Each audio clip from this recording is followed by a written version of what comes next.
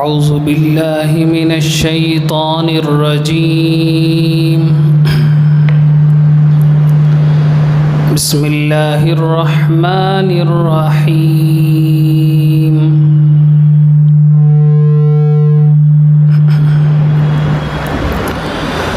وإذا قيل لهم لا تفسدوا في الأرض قالوا إنما نحن مصلحون ألا إنهم هم المفسدون ولكن لا يشعرون. وإذا قيل لهم آمنوا كما آمن الناس قالوا أنؤمن كما آمن السفهاء ألا إنهم هم السفهاء ولكن لا يعلمون. وإذا لقوا الذين آمنوا قالوا آمنا وإذا خلوا إلى شياطينهم قالوا إنا معكم إنما نحن مستهزئون. الله يستهزئ بهم ويمدهم في طغيانهم يعمهون. أولئك الذين اشتروا الضلالة بالهدى فما ربحت تجارتهم وما كانوا مهتدين. صدق الله العظيم. إن الحمد لله نحمده ونستعينه ونستغفره ونؤمن به ونتوكل عليه ونعوذ بالله من شرور أنفسنا ومن سيئات أعمالنا. من يهده الله فلا مضل له ومن يضلل فلا هادي له. ونشهد أن لا إله إلا الله وحده لا شريك له ونشهد أن سيدنا وسندنا ومولانا محمدا عبده ورسوله. أما بعد، اللهم صل على سيدنا محمد وعلى آله وأصحابه وأتباعه أجمعين إلى يوم الدين. سب قسم کی تعریفیں، بڑائی، کبریائی، وحدانیت صرف اور صرف اللہ وحدہ لا شریک لہ کے لائق ہے، اور بے شمار انگنت درود و سلام نازل ہو میرے اور آپ کے آقا تاجدار مدینہ فخر موجودات سید الانبیاء شفیع المذنبین حضرت محمد الرسول اللہ صلی اللہ علیہ وسلم کی ذات مبارکہ پر، جن کو اللہ سبحانہ و تعالی نے سارے انسانوں کے جانب نبی بنا کر بھیجا۔ بزرگان محترم، گزشتہ نشست میں ہم نے سورۃ البقرہ کی ایک آیت کی تفسیر کرتے ہوئے ایک نہایت اہم مسئلے کو بہت وضاحت کے ساتھ کھول کر سمجھایا تھا۔ اس کا خلاصہ کچھ یوں تھا کہ اس کائنات میں اچھے اور برے ہونے کو ڈیسائیڈ کرنے کا حق صرف اور صرف اللہ رب العزت کو ہے۔ اچھائی بھی اللہ جسے فرمائیں وہ ہے، برائی بھی اللہ جسے فرمائیں وہ ہے۔ لوگ جسے اچھا سمجھ کر اختیار کر لیں اس کا اچھا ہونا ضروری نہیں ہے، اور لوگ جسے برا کہنا شروع کر دیں اس کا برا ہونا بھی ضروری نہیں ہے۔ اچھائی اور برائی، نیکی اور بدی، یہ اللہ رب العزت ہی ڈیسائیڈ فرما سکتے ہیں۔ تو معلوم یہ ہوا کہ کائنات میں ہم مسلمان اپنے اوپر اسی رب کو اتھارٹی مانتے ہیں اچھے اور برے کے سلسلے میں۔ مسلمانوں کے علاوہ جو دوسری قومیں ہیں، دوسرے مذاہب کے لوگ ہیں، دوسرے انسان ہیں، وہ عموماً اپنے عقل پر اس کو رکھتے ہیں، یا سوسائٹی جسے اچھا سمجھے اسے اچھا مان لیتے ہیں، سوسائٹی جسے برا سمجھے اسے برا کہنا شروع کر دیتے ہیں۔ لیکن اسلام اس طرح نہیں کر سکتا، مسلمان اس طرح نہیں کر سکتے۔ اللہ نہ کرے آپ ایک سینیریو ازیوم کر لیں کہ سارے مسلمان کسی گناہ کرنا شروع کر دیں، کسی گناہ پر لگ جائیں، تب بھی اسلام کا سچا ماننے والا ایک مسلمان اس گناہ کو اچھا نہیں سمجھے گا، اس گناہ کو اچھا نہیں سمجھے گا۔ اسی طرح سارے مسلمان اللہ نہ کرے کسی ایک نیکی کو چھوڑنے پر آمادہ ہو جائیں، سب مل کر یہ فیصلہ کر لیں کہ اللہ نہ کرے اس نیکی کو ہم چھوڑ دیں گے، اس وقت بھی اسلام اور سچا مومن اس چیز کو برا نہیں مانے گا، اس کو اچھا ہی کہتا رہے گا۔ کیوں؟ کیونکہ اچھائی اور برائی ایک انسان یا انسانوں کی عقل کا معاملہ نہیں ہے۔ انسان کی عقل بدلتے رہتی ہے حالات کے حساب سے، جو سوسائٹی کے اندر چینجز آتے ہیں، عالمی طور پر چینجز پیدا ہوتے ہیں، وہ انسان اپنے عقل کے اندر بھی تبدیلی لانا شروع کر دیتا ہے۔ لیکن اس وجہ سے اچھائی اور برائی کا کوئی سٹینڈرڈ باقی نہیں رہتا، کوئی پیرامیٹر باقی نہیں رہتا، اور اسلام اس کو اپنے ہاتھ میں رکھتا ہے، اسلام اس کو رب العزت کے سپرد کرتا ہے۔ تو پھر اللہ کا فیصلہ قرآن میں آ گیا، وہ اٹل ہے، کبھی بدلنے والا نہیں ہے، کبھی اس کے اندر تبدیلی نہیں آ سکتی، کبھی اس کے اندر تغیر نہیں ہو سکتا۔ اللہ نے فرما دیا، بس وہ فرما دیا ہے، اللہ نے فرما دیا، اس کے اندر صلاحیت ہے، اس کے اندر صالحیت ہے، اس کے اندر اچھائی ہے، یہ اچھی چیز ہے، ہم مسلمان اسے اچھا مانیں گے، اسے اچھا کہیں گے، اسے اچھا سمجھتے رہیں گے۔ اور اللہ سبحانہ و تعالیٰ کسی چیز کے بارے میں فرما دیں یہ بری چیز ہے، ہم مسلمان اس کو برا مانیں گے، برا سمجھیں گے اور برا سمجھتے رہیں گے۔ یہ نہایت اہم مسئلہ تھا جس کو بہت تفصیل سے ہم نے گزشتہ ہفتے بیان کیا تھا۔ تو اب معلوم ہوا 3 باتیں ہیں، ایک ہے نیت، اور ایک ہے عمل، اور ایک ہے اس عمل کا نتیجہ، رزلٹ، کنکلوژن۔ نیت کا صحیح ہونا بھی ضروری ہے، انسان کے انٹینشن کا صحیح ہونا بھی ضروری ہے، اس کے عمل اور ایکشن کا صحیح ہونا بھی ضروری ہے، اور اسی طرح اس ایکشن سے جو رزلٹ نکل کر آئے گا، اس عمل کا جو انجام ہوگا اس کا بھی صحیح ہونا ضروری ہے۔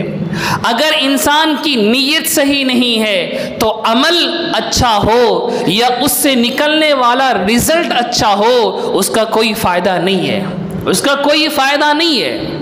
میں اپنے آپ کو بڑا دکھلانے کے لیے، سخی جتانے کے لیے ایک غریب کو میں صدقہ کرتا ہوں تو میرا عمل اچھا ہے، اور اس سے جو رزلٹ نکل کر آتا ہے کہ ایک فقیر کو پیسے مل گئے، اس کی ضرورت پوری ہو جائے گی، یہ رزلٹ بھی اچھا ہے، لیکن انٹینشن اور نیت صحیح نہیں ہے، اس لیے اللہ رب العزت اس عمل کی طرف نظر اٹھا کر بھی نہیں دیکھیں گے، اس عمل کو ایکسپٹ نہیں کریں گے، کیونکہ اللہ رب العزت کو ریاکاری پسند نہیں ہے، کیونکہ اللہ رب العزت کو ریاکاری پسند نہیں ہے، اس لیے کہ ریاکاری کے اندر شرک کی بو آتی ہے۔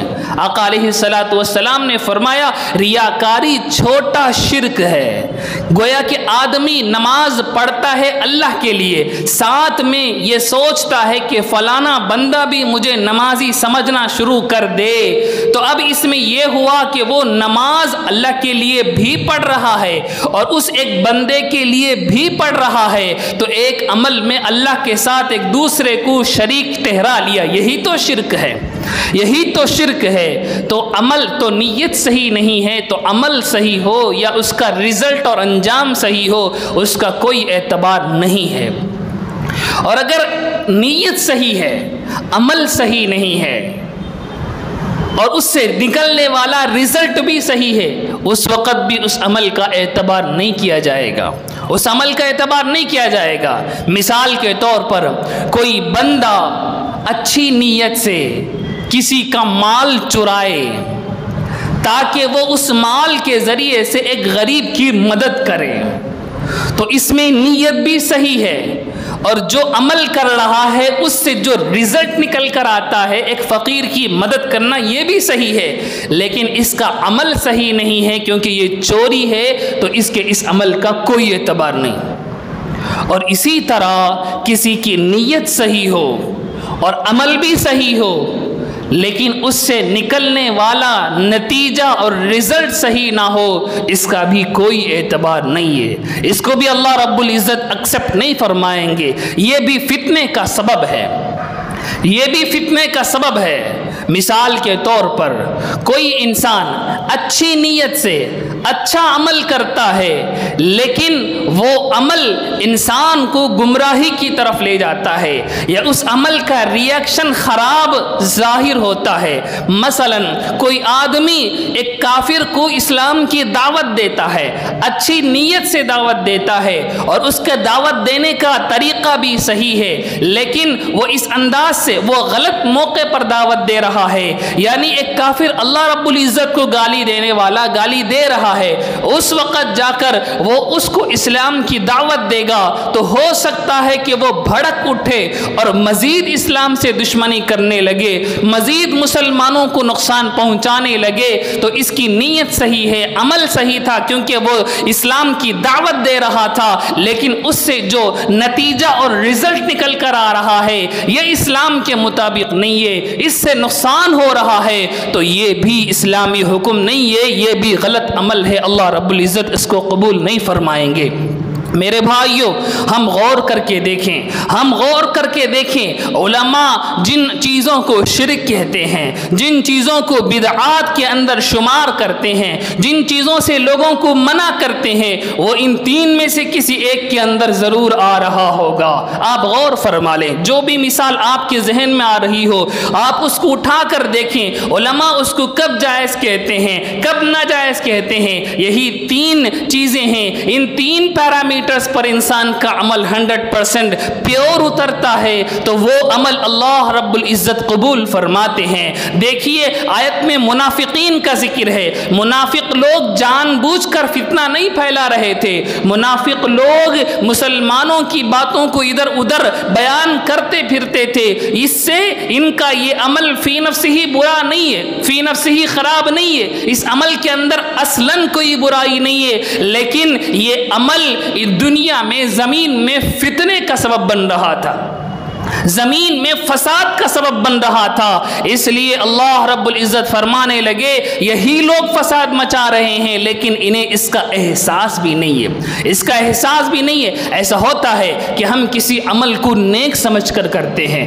کسی عمل کو اچھا سمجھ کر کرتے ہیں، ہماری انٹینشن صحیح ہوتی ہے، ایکشن کا طریقہ بھی صحیح ہوتا ہے، لیکن اس کا جو رزلٹ نکل کر آتا ہے وہ بڑا بھیانک ہوتا ہے، وہ اسلام کے خلاف ہوتا ہے، وہ اسلام کے مزاج کے اگینسٹ جاتا ہے، اس لیے ایسا عمل کو نہیں کرنا چاہیے، ایسا عمل اسلام میں منع ہوگا، ایسا عمل اللہ رب العزت کے یہاں اس کی کوئی حیثیت نہیں ہوگی۔ آپ کو میں تاریخ سے ایک مثال پیش کروں، علی رضی اللہ تعالی عنہ اور سیدنا معاویہ رضی اللہ تعالی عنہ، ان دونوں کے درمیان ایک مسئلے میں لڑائی ہو گئی تھی، تو بعض لوگ ان دونوں سے ہٹ کر مسلمان یا تو علی رضی اللہ تعالی عنہ کے سپورٹ میں تھے یا معاویہ رضی اللہ تعالی عنہ کے سپورٹ میں تھے، یا دونوں کے سپورٹ میں نہیں، الگ ہو کر خاموش اپنی زندگی گزار رہے تھے۔ ایک چوتھا فرقہ اٹھا، اس نے کہا یہ بھی غلط ہے، یہ بھی کافر ہے، نعوذ باللہ من ذالک۔ علی رضی اللہ عنہ کو انہوں نے کافر کہا، معاویہ رضی اللہ عنہ کو بھی کافر کہا۔ جو لوگ خاموش ہیں، ان دونوں کے فیور میں نہیں ہے، ان لوگوں کو بھی گمراہ اور کافر کہا، ان کو ہم کہتے ہیں خوارج، ان کو ہم کہتے ہیں خوارج۔ ان کا عقیدہ تھا کہ گناہ کبیرہ کرنے سے انسان اسلام سے نکل کر کافر ہو جاتا ہے۔ گناہ کبیرہ یعنی بڑا گناہ، جیسے نماز چھوڑنا، یہ گناہ کبیرہ ہے۔ جھوٹ بولنا یہ گناہ کبیرہ ہے، زنا کرنا یہ گناہ کبیرہ ہے، سود یعنی وڈی لینا دینا یہ گناہ کبیرہ ہے، رشوت لینا دینا یہ گناہ کبیرہ ہے۔ تو خوارج کا یہ موقف تھا، خوارج کا یہ عقیدہ تھا کہ گناہ کبیرہ کرنے سے انسان دین سے ہی نکل جاتا ہے، کافر ہو جاتا ہے۔ تو اس کا نتیجہ یہ ہوا کہ خوارج میں پوری خارجیوں کی جماعت میں ایک بھی نماز چھوڑنے والا نہیں تھا۔ ان کے جیسی عبادت گزار جماعت آج تک تاریخ میں پیدا نہیں ہوئی تھی۔ وہ جھوٹ نہیں بولتے تھے کیونکہ جھوٹ بولنے سے ان کے حساب سے آدمی اسلام سے ہی نکل جاتا ہے۔ وہ چوری نہیں کرتے تھے، وہ دھوکہ نہیں دیتے تھے، وہ ایک نماز نہیں چھوڑتے تھے، وہ ایک روزہ نہیں چھوڑتے تھے، کیونکہ ان کے عقیدے کے حساب سے آدمی نماز چھوڑنے سے، روزہ چھوڑنے سے اسلام سے نکل کر کافر ہو جاتا ہے۔ تو میرے بھائیوں، تاریخ میں ان جیسی عبادت گزار قوم کبھی نہیں گزری، لیکن پورے امت مسلمہ اہل السنت والجماعت کہا کرتے تھے یہ قوم گمراہ ہے، جہنمی ہے، یہ قوم گمراہ ہے، جہنمی ہے، کیونکہ انہوں نے عقیدوں میں اپنے بزرگوں سے اختلاف کیا۔ علی رضی اللہ تعالیٰ عنہ پر تہمت لگایا، معاویہ رضی اللہ تعالیٰ عنہ پر تہمت لگایا، ایسے بڑے بڑے اعمال کیے جن کا اسلام سے کوئی تعلق نہیں۔ تو ان کی نیت صحیح تھی اور ان کے عمل سے جو نتیجہ رزلٹ نکل کر آتا تھا وہ بھی اچھا تھا کہ سب لوگ نمازی بن گئے ہیں۔ آج ہم کہتے ہیں کہ جھوٹ بولنے سے انسان گنہگار ہوتا ہے، اسلام سے نہیں نکلتا۔ ہم کہتے ہیں نماز کوئی انسان جان بوجھ کر چھوڑتا ہے تو وہ دینداری سے نکل جاتا ہے، دین سے نہیں نکلتا، وہ کافر نہیں ہوتا۔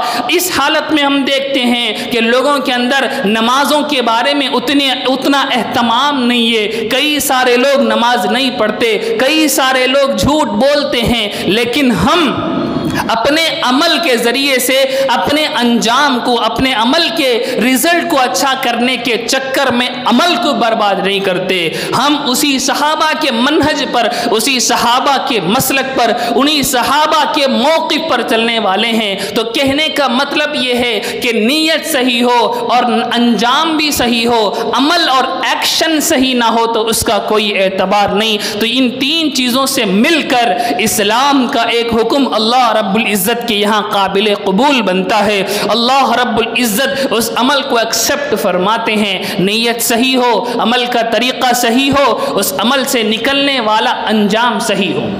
اس کی ایک اور مثال میں دیتا ہوں تاکہ بات اور وضاحت کے ساتھ سمجھ میں آئے۔ ہم دیکھتے ہیں دنیا کے اندر فسادات ہیں، مسلمانوں کے اندر دین کے تعلق سے اتنی بیداری نہیں ہے، کئی لوگ گناہوں میں مبتلا ہیں، کئی مسلمان مسجدوں سے دور ہیں، کئی مسلمان روزے نہیں رکھتے، حج فرض ہونے کے باوجود کئی مسلمانوں کو حج کے بارے میں خیال بھی نہیں آتا۔ اللہ اکبر، حج کے بارے میں کئی مسلمانوں کو خیال بھی نہیں آتا۔ میں آپ حضرات کو یہاں یہ مسئلہ سمجھاؤں، حج اس پر فرض ہو جاتا ہے جس کے پاس حرم شریف تک جانے اور واپس آنے کے برابر پیسے ہوں، اور اس درمیان جب وہ حرم شریف کو جا کر واپس آئے گا اس وقت کے اندر تک اپنے گھر والوں کا خرچہ اٹھانے کے برابر پیسے کسی کے پاس ہوں تو اس پر حج فرض ہو جاتا ہے، اس پر حج فرض ہو جاتا ہے۔ اس مسئلے کو ہم سمجھیں، کئی لوگوں کے پاس اتنے روپیے ہوتے ہیں انہیں اس کا خیال بھی نہیں ہوتا کہ مجھ پر حج فرض ہو گیا ہے یا نہیں۔ اس کو ہم اچھی طرح سے اپنے ذہنوں میں بٹھا لیں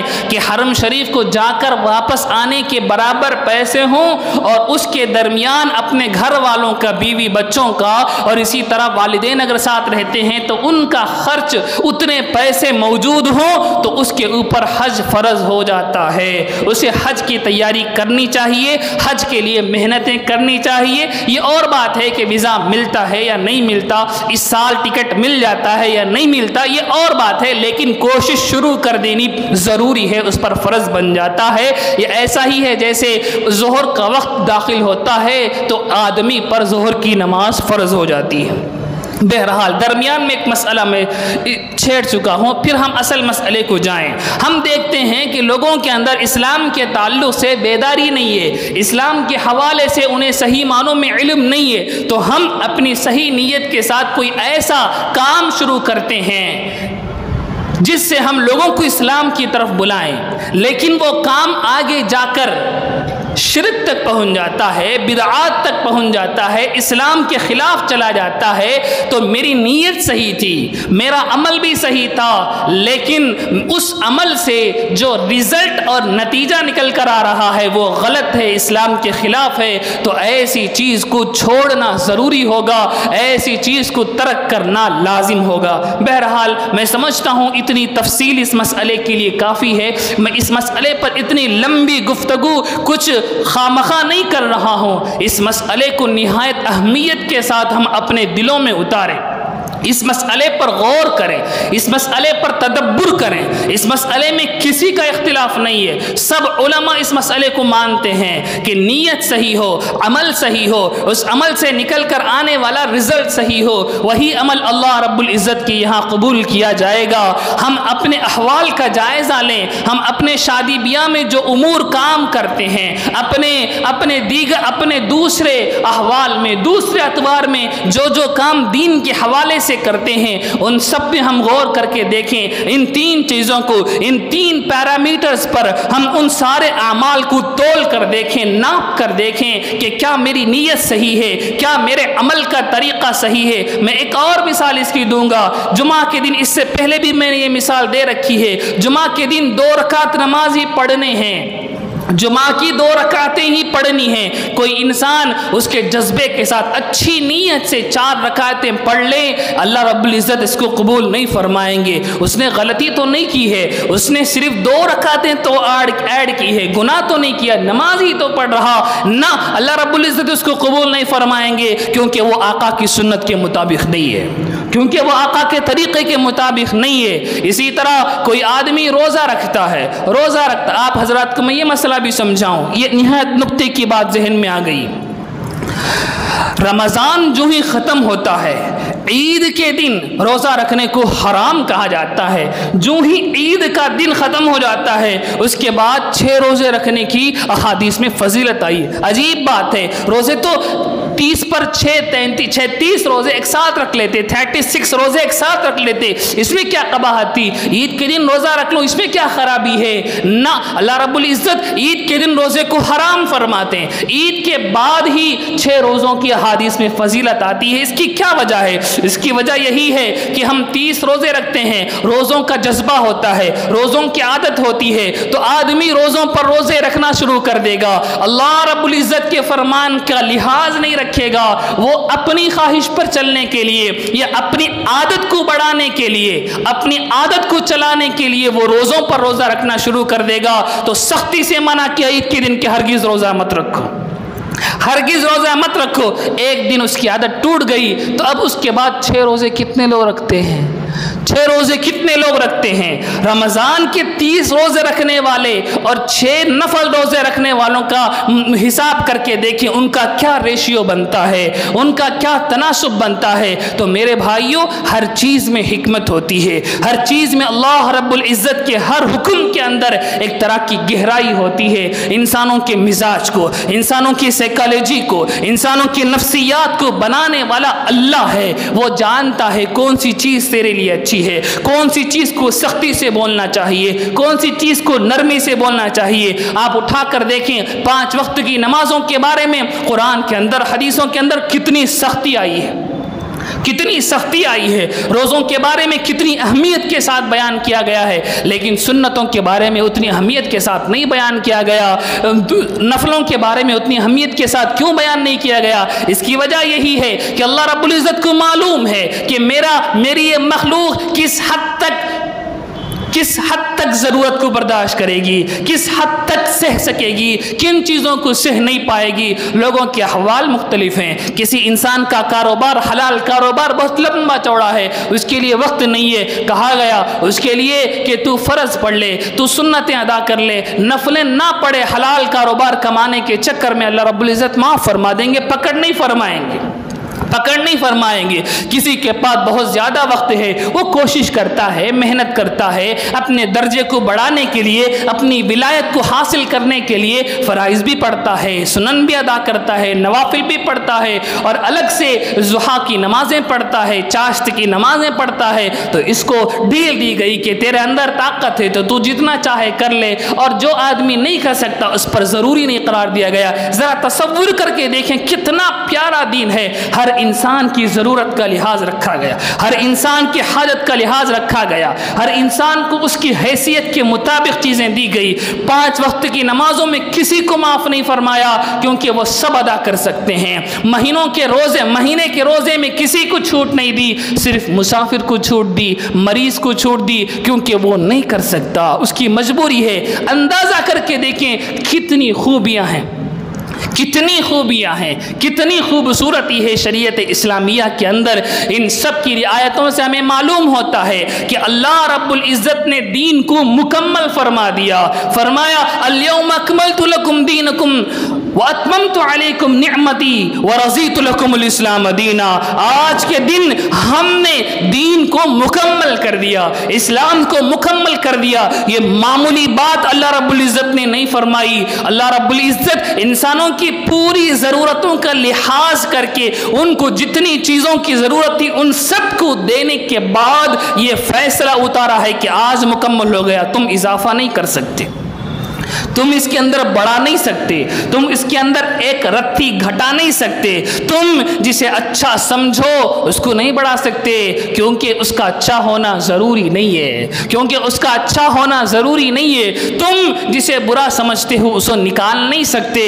کیونکہ اس کا برا ہونا ضروری نہیں ہے۔ قرآن مجید پہ اللہ رب العزت نے فرمایا تم کسی چیز کو ناپسند کرتے ہو سکتا ہے کہ اللہ رب العزت کی یہاں وہ چیز تمہارے لیے اچھی ہو۔ رمضان کے روزے اگرچہ انسان اسے ایک طرح کا بوجھ سمجھے، لیکن اللہ رب العزت کے یہاں اس کے لیے اچھی ہے۔ اس کا علم اگرچہ ہمیں نہیں ہے، لیکن اللہ رب العزت جانتے ہیں کہ یہ چیز انسان کر سکتا ہے۔ تو اتنی لمبی تقریر میں اس لیے کر رہا ہوں کہ یہ مسئلہ ہم اس کو پھیلاتے جائیں تو ہماری پوری شریعت اسلامیہ کو اس ایک مسئلے کے عینک پہن کر ہم دیکھ سکتے ہیں، ہم فیصلہ کر سکتے ہیں کہ کون سی چیز ناجائز ہے، کون سی چیز جائز ہے، کون سا عمل کرنا چاہیے، کون سا عمل نہیں کرنا چاہیے، کس جماعت میں شامل ہونا چاہیے، کس جماعت میں شامل نہیں ہونا چاہیے۔ ان سب کا فیصلہ آپ خود بھی کر سکتے ہیں ان 3 پیرامیٹرز کو دیکھ کر، ان 3 پیرامیٹرز میں ناپ کر نیت صحیح ہو، طریقہ صحیح ہو، اس سے نکلنے والا رزلٹ صحیح ہو۔ یہی صلاح اور فساد ہے، یہی صلاح اور فساد ہے، یہی اچھائی اور برائی ہے۔ اسی کو اللہ رب العزت نے اپنے کنٹرول میں رکھا ہے، اسی کو اللہ رب العزت نے اپنے کنٹرول میں رکھا ہے کہ اس کو برا ہم نے کہہ دیا، یہ ہمیشہ کے لیے برا ہی ہے، یہ ہمیشہ کے لیے برا ہی ہے۔ اس کی مزید مثالیں میں گزشتہ ہفتے دے چکا ہوں، سود کی مثال میں نے دی ہے، اور بے حیائی کی مثال میں نے دی ہے، اور اسی طرح ایکٹنگ کی مثال میں نے دی ہے، اور اس طرح سے مختلف مثالیں ہم نے دی ہیں۔ آپ حضرات ان کو دیکھ سکتے ہیں، اس کو سن سکتے ہیں۔ اس کے بعد کی آیت ہے، اللہ رب العزت فرماتے ہیں وَإِذَا قِيلَ لَهُمْ آمِنُوا كَمَا آمَنَ النَّاسُ قَالُوا أَنُؤْمِنُ كَمَا آمَنَ السُّفَهَاءُ أَلَا إِنَّهُمْ هُمُ السُّفَهَاءُ وَلَكِنْ لَا يَعْلَمُونَ۔ اور جب ان لوگوں سے کہا جاتا، یعنی منافقین سے کہا جاتا کہ تم ایمان لے آؤ جیسے صحابہ ایمان لے آئے، تم ایمان لے آؤ جیسے صحابہ ایمان لے آئے۔ قرآن میں لفظ ناس، جیسے لوگ ایمان لے آئے ہیں، لوگ سے مراد صحابہ کرام رضوان اللہ تعالی علیہم اجمعین ہیں۔ تو وہ کہتے کیا ہم ایسا ایمان لے آئے جیسے بے وقوف لوگ ایمان لے آئے ہیں؟ اللہ فرماتے ہیں سن لو، یہی لوگ بے وقوف ہیں، لیکن انہیں اس کا علم نہیں ہے، لیکن یہ اسے نہیں جانتے۔ یعنی منافقین سے جب کہتے کہ تم ایمان لے آؤ جیسے صحابہ کرام رضوان اللہ تعالی علیہم اجمعین ایمان لے آئے ہیں، تو وہ کہتے کہ کیا نعوذ باللہ ہم ان بے وقوفوں کی طرح ایمان لے آئیں؟ اللہ فرماتے وہ بے وقوف نہیں، تم بے وقوف ہو، لیکن تمہیں اس کا احساس نہیں ہے، تمہیں اس کا علم نہیں ہے۔ اس کا مطلب یہ ہے کہ ان منافقین سے کہا جاتا کہ صحابہ کی طرح تم ایمان لے آؤ، یعنی صحابہ کی طرح تم نماز ادا کرو، صحابہ کی طرح تم صدقات کیا کرو، صحابہ کی طرح نیک اعمال کرو، اللہ کو یاد کرو، اللہ اللہ کہا کرو، جہاد میں نکلو، کافروں سے قتال کرو۔ تو یہ منافقین کہتے کہ ہم اپنی دنیا کو چھوڑ دیں، ہم اپنی دنیا کو چھوڑ دیں۔ یہ لوگ بے وقوف ہیں کہ دنیا کے بارے میں انہیں کوئی خبر نہیں، مرنے کے بعد والی جنت کے لیے یہ کوشش کر رہے ہیں۔ دنیا کے مزے چھوڑ کر، دنیا کی خواہشات کو چھوڑ کر ہم محنت کرتے ہیں، ہم دنیا حاصل کرنے کی کوشش کرتے ہیں تاکہ ہم اپنے لائف سٹائل کو امپروو کر سکیں، ہم بڑھا سکیں، ہم اپنا بینک بیلنس بنا لیں، ہم اپنا سب کچھ بنا لیں، ہم اس دنیا کی خواہشات کو، اس دنیا کے لذتوں کو حاصل کرنے کی کوشش کر رہے ہیں، اور یہ لوگ مرنے کے بعد کے لیے محنت کر رہے ہیں۔ یہ بے وقوف ہیں،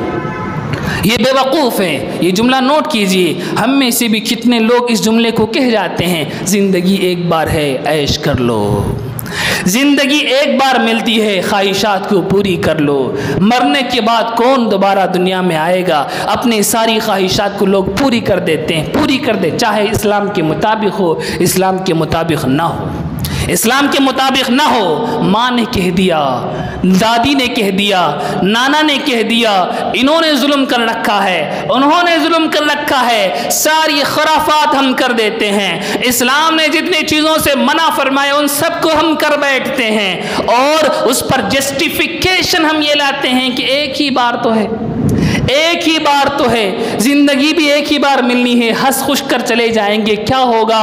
میرے بھائیو، اللہ کے نبی علیہ السلام کے بارے میں قرآن کہتا ہے کہ آپ غمگین ہو رہے ہیں، یہ لوگ ایمان نہیں لا رہے۔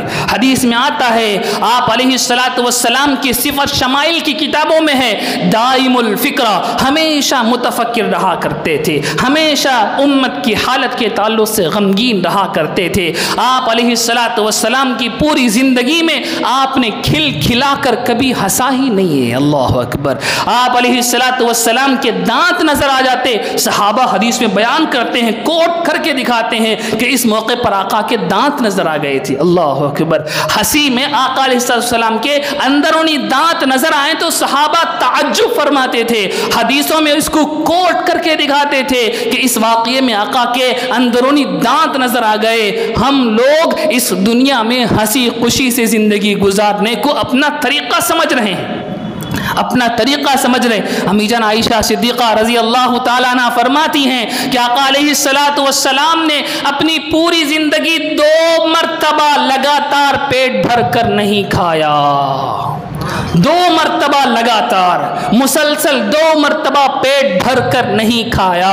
ایسے نبی کے عاشق ہیں ہم، ایسے نبی کے نام لینے والے ہیں ہم، اور ہم اپنی ساری غلطیوں کو، اپنی خواہشات کو، اپنے ہوا کو، اپنے نفسانی خواہشات کو اس جملے سے جسٹیفائی کرتے ہیں کہ زندگی ایک مرتبہ ملتی ہے، خوش کرو، عیش کرو، مزہ کرو، پھر کہاں ملے گی۔ اللہ اکبر۔ میرے بھائیوں، ہم دنیا جینے کے لیے نہیں آئے ہیں، ہم دنیا بسنے کے لیے نہیں آئے ہیں۔ ہمارے بابا آدم علیہ السلام کو جنت سے بھیجا گیا ہے، اس کا مطلب یہ ہے کہ ہمارے رہنے کی جگہ جنت ہے۔ جنت کو جانے کے لیے یہ دنیا ایک راستہ ہے۔ آقا علیہ السلام فرماتے ہیں، مالی ولی دنیا ما انا فی الدنیا، مجھے اور دنیا سے کیا تعلق ہے، میرا دنیا سے کوئی تعلق نہیں۔ میری مثال اس آدمی کی طرح ہے جو سفر پر نکلا ہو، سفر پر چلتے چلتے تھک گیا ہو، ایک درخت کے سائے وہ تھوڑی دیر آرام کرنے کے لیے، سستانے کے لیے رکتا ہے،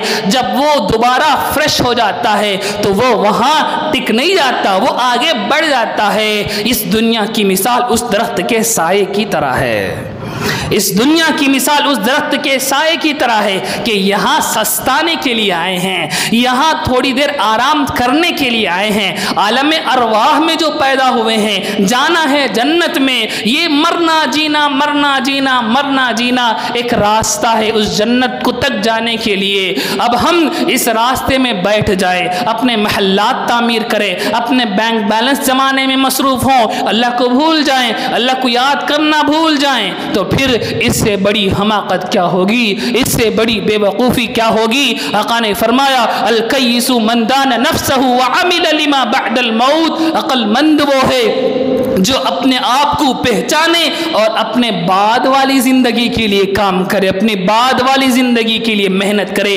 تو اللہ فرماتے ہیں تم لوگ سمجھتے ہو کہ یہ صحابہ اللہ اللہ کہہ کر بے وقوفی کر رہے ہیں، یہ عقل مند ہیں۔ تم بے وقوف ہو کہ تھوڑی سی دنیا کے لیے 60 سال کی زندگی کے لیے اپنی پوری محنت وہاں لگا رہے ہو، اور یہ لوگ ختم نہ ہونے والی زندگی کے لیے تھوڑی محنت کر رہے ہیں۔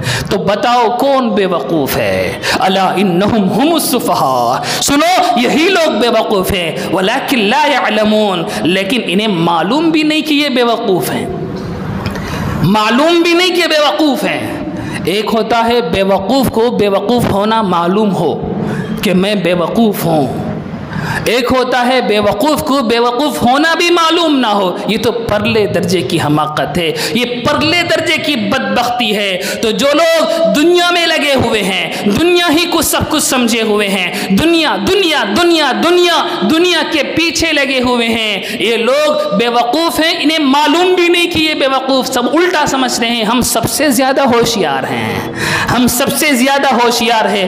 قرآن اپنا فیصلہ مہر کرتا ہے کہ یہ لوگ پرلے درجے کے بے وقوف ہیں، انہیں معلوم بھی نہیں کہ یہ بے وقوف ہیں، انہیں معلوم بھی نہیں کہ بے وقوف ہے۔ میرے بھائیوں ہم غور کریں، اپنے حالات کا بھی جائزہ لے کر دیکھیں، اپنی زندگی پر بھی ذرا گہری نظر کریٹیکل انالائز کر کے دیکھیں کہ ہم کس راستے پر جا رہے ہیں۔ دنیا دنیا دنیا، اللہ کے نبی فرماتے ہیں دنیا ملعونہ، الدنیا ملعونہ۔ ایک اور حدیث میں فرمایا الدنیا جیفہ وطالبها الکلاب، کما قال صلی اللہ علیہ وسلم۔ آقا نے فرمایا دنیا ملعون ہے، اس پر لعنت برسائی جا چکی ہے اللہ رب العزت کی طرف سے۔ ایک اور حدیث میں آقا نے فرمایا دنیا مردار ہے، اس کو حاصل کرنے کے چکر میں پڑنے والا کتا ہے۔ آقا فرماتے ہیں، میرا جملہ نہیں ہے، آقا فرماتے ہیں وَطَالِبُهَا الْكِلَابُ، اس کے پیچھے بھاگنے والا کتے کے مانند ہے۔ اللہ اکبر، تصور کریں، تصور کریں، دنیا مل کر رہے گی، دنیا مل کر رہے گی۔ حدیث میں آتا ہے دو چیزیں انسان کے پیچھے پیچھے چلتی ہیں، ایک اس کی موت اور دوسرا اس کا رزق، ایک اس کی موت اور دوسرا اس کا رزق۔ موت انسان کہاں بھی چلا جائے پہنچنا ہی پہنچنا ہے، اسی طرح رزق وہ جہاں بھی چلا جائے پہنچنا ہی پہنچنا۔ رزق سے صرف کھانا مراد نہیں، رزق سے کپڑے بھی آتے ہیں، رزق کے اندر اولاد بھی آتی ہے، رزق کے اندر بیوی بھی آتی ہے، رزق کے اندر گھر بھی آتا ہے، رزق کے اندر گاڑیاں بھی آتی ہے۔ جتنی چیزیں اللہ انسان کو دیتی ہیں وہ سب رزق کے اندر آتے ہیں۔ رزق سے صرف کھانا مراد نہیں ہے، رزق سے انسان کو اللہ رب العزت جتنی چیزیں دیتے ہیں وہ سب اس کے اندر آتی ہے، چاہے محنت کر کے حاصل کرے یا محنت کیے بغیر اپنے باپ داداؤں کی وراثت سے اسے ملے، وہ سب رزق ہے۔ اللہ کے نبی فرماتے ہیں موت اور رزق انسان کے پیچھے پیچھے چلتے ہیں۔ اب ہم سمجھو جو چیز ہمارے پیچھے پیچھے آ رہی ہے اس کے پیچھے تو کوئی انسان نہیں بھاگے گا، وہ خود پیچھے آ رہی ہے، اس کے پیچھے بھاگنے کی کیا ضرورت ہے، کیا فائدہ ہے، اس سے بڑی حماقت کیا ہوگی۔ علماء نے بڑی عجیب بات لکھی ہے، کہتے ہیں کہ موت اور رزق میں سے رزق کوشش کرتا ہے کہ پہلے پہنچ جائے، رزق کی کوشش ہوتی ہے کہ پہلے پہنچ جائے، کیونکہ رزق کو موت سے پہلے اسے پہنچنا ہے، اس لیے موت سے آگے رزق آتا ہے۔ اللہ اکبر، موت سے پہلے جو رزق ہمارا پیچھا کر رہا ہے، آج ہم اس رزق کے پیچھے جانے کی کوشش کر رہے ہیں۔ نتیجہ یہ ہے کہ جتنا رزق اللہ نے مقدر میں لکھ دیا ہے اس سے ایک دانہ زیادہ نہیں ملتا، لیکن جو وقت وہ بچا کر اللہ کی یاد میں لگا سکتا، اپنے دین کے لیے لگا سکتا تھا، اس وقت کو بھی اس نے برباد کیا۔ نتیجہ یہ ہے کہ جو رزق اسے ملنا تھا وہ مل کر رہتا ہے، اس سے ایک رائی کے دانے کے برابر بھی زیادہ نہیں ملتا، لیکن جو وقت وہ اپنے اچھے کاموں کے لیے استعمال کر سکتا تھا، جن اوقات کو وہ یوٹیلائز کر کے اپنی آخرت کو تیار کر سکتا تھا، اس وقت کو وہ برباد کر کے اپنی آخرت کے لیے کوئی سامان نہیں بھیج رہا۔ تو بتائیے یہ لوگ احمق ہیں کہ وہ لوگ احمق؟ یہ لوگ بے وقوف ہیں کہ وہ لوگ بے وقوف؟ اللہ رب العزت یہی فرماتے ہیں کہ یہ منافق کہتے ہیں کہ ہم ان لوگوں کی طرح ایمان لے آئیں جن کو دنیا کے بارے میں کوئی فکر نہیں ہے، کوئی خبر نہیں ہے، ہم ان لوگوں کی طرح بے وقوفی نہیں کریں گے۔ اللہ فرماتے ہیں یہی لوگ اصل میں بے وقوف ہیں، انہیں اس کا احساس تک نہیں ہے۔ تو یہ اس آیت کے ایک لفظ پر میں نے کلام کیا ہے۔ اس آیت میں ایک اور مسئلہ مجھے سمجھانا تھا کہ ایمان کو اللہ رب العزت نے صحابہ اکرام کے ایمان کے ساتھ خاص فرمایا ہے۔ اس کی وجہ کیا ہے؟ اللہ رب العزت نے صحابہ کے ایمان کو کیوں ان لوگوں کے ایمان کے ساتھ کمپیئر کر کے دکھایا ہے، اس پر انشاءاللہ العزیز ہم اگلی نشست میں گفتگو کرنے کی کوشش کریں گے۔ اللہ رب العزت سے دعا فرمائیں، اللہ رب العزت ہمیں قرآن کی صحیح فہم نصیب فرمائے، ہمیں اپنے آخرت کی تیاری کی اس کی فکر کی توفیق نصیب فرمائے۔ آمین وآخر دعوانا ان الحمد للہ رب العالمین۔ لك الحمد ولك الشكر يا الله، اللهم صل على سيدنا محمد وعلى آل سيدنا محمد وبارك وسلم عليه۔ ربنا آتنا في الدنيا حسنة وفي الآخرة حسنة وقنا عذاب النار۔ اللهم إنا نسألك حبك وحب من يحبك وحب عمل يقربني إلى حبك۔ سبحان ربك رب العزة عما يصفون وسلام على المرسلين والحمد لله رب العالمين۔